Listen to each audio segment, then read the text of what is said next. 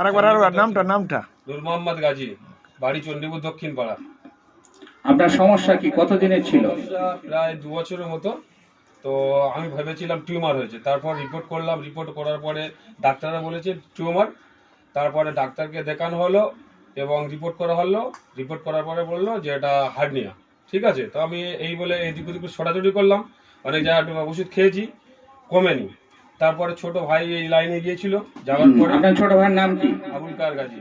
আচ্ছা, উনি কি বলেছিল, কোথায় গিয়েছিল? বললো যে মথুরাপুরে তুই আমার সঙ্গে চল, তো আমাদের একটা কোম্পানি আছে, ওই কোম্পানির ওষুধ খেলে 100% ঠিকই হবে।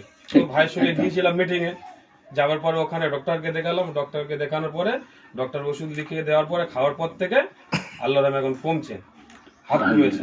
ব্যাস, খুব ভালো। তো আপনি এখন আগের থেকে অনেক ভালো আছেন, সুস্থ আছেন। অনেক সুস্থ। এই ওষুধের প্রতি কোনো সন্দেহ বা অভিযোগ? না, একদম কমপ্লিট ভালো।